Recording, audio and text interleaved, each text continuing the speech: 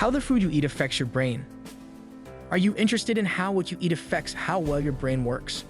That which you eat can either help your brain work better or make it worse and slow down. Which foods are good for your brain and which are bad? Come with us as we look into the interesting link between what you eat and how smart you are. How can you choose foods that will help your memory, attention, and mental health in general? Discover the secrets of brain-boosting foods and learn how to feed your mind for peak performance by watching the full video. Your brain will be influenced either directly or indirectly by virtually everything you choose to put into your body. The contents of a person's diet will only have an effect on their brain if they chemically resemble an actual neurotransmitter within the brain, or if they are able to interact with an essential biochemical process in the brain that influences the production, release, or an activation of a neurotransmitter, or if they have the ability to influence the general health of the neuron itself. The way we think about food should be compared to how we think about drugs. Both interacting with a variety of brain functions and affecting how we think and feel are the same. The difference between a meal, which is a chemical that we take for its nutritional worth, and a medicine, which is a chemical that we consume for the possible good effects it may have on our health, is not something that your brain is able to differentiate between effectively. It is obvious that certain items we consume have a greater impact on us than others. In the context of this article, I will define food as anything that we put into our bodies, regardless of whether or not it is nutritive. This includes, but is not limited to, spices, plants, animal parts, medications of any type, coffee, tea, nicotine, and chocolate. It will be beneficial to split the effects of food on the brain into 3 categories in order to gain a better understanding of how food affects the brain. First, there are the foods that we take in high quantities, which are known as acute dosing. Some examples of these meals are coffee, sugar, heroin, alcohol, nicotine, marijuana, some spices, and a few plants and mushrooms that are psychoactive. Their effects are almost instantaneous and are contingent on the amount that ultimately reaches the brain. Getting enough of the chemical from within the food to its site of action in our brain is the most crucial factor to take into account in this class. This is because the chemical needs to be able to generate some kind of effect that we can recognize and identify with the consumption of that particular food. Quite simply, this does not occur the vast majority of the time. When we take nutmeg as an example, we find that it includes 2 compounds that our bodies transform into ecstasy, which is a popular drug that is sold on the street. However, if we were to ingest the entire canister of the spice, our digestive tracts would become aware of it by causing us to experience awful diarrhea, and there is a good likelihood that we would experience hallucinations for approximately 48 hours. The kids in my class have reported that the experience is quite unpleasant. Second, there are foods that have an effect on our brains gradually over a period of time ranging from a few days to a few weeks.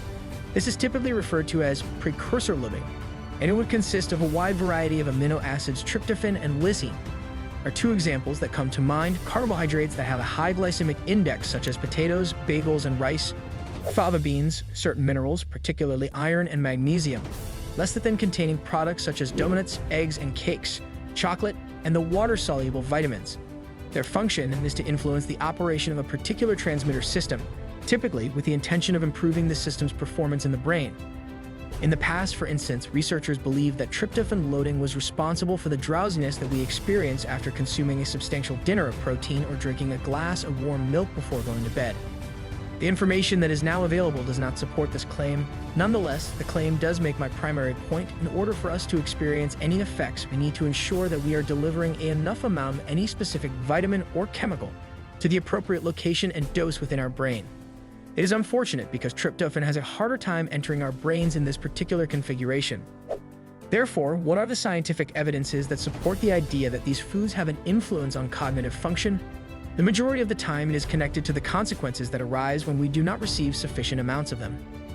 For instance, research has demonstrated that deficiencies in tryptophan consumption lead to feelings of depression and anger, and this deficiency has been attributed to a number of conflicts and instances of cannibalism.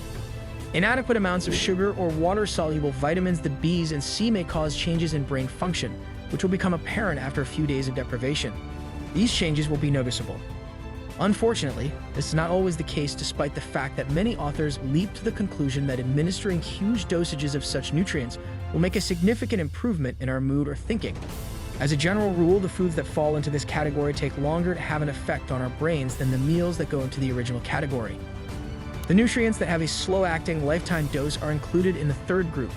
These nutrients have been the subject of a lot of attention in the media recently. Consuming foods that are high in antioxidants, such as colorful fruits and vegetables, fish and olive oils, fruit juices, anti-inflammatory plants, and medications such as aspirin, certain steroids, cinnamon and other spices, nicotine, caffeine, and chocolate, fat-soluble vitamins, nuts, legumes, beer and red wine, and so on are all included in this category.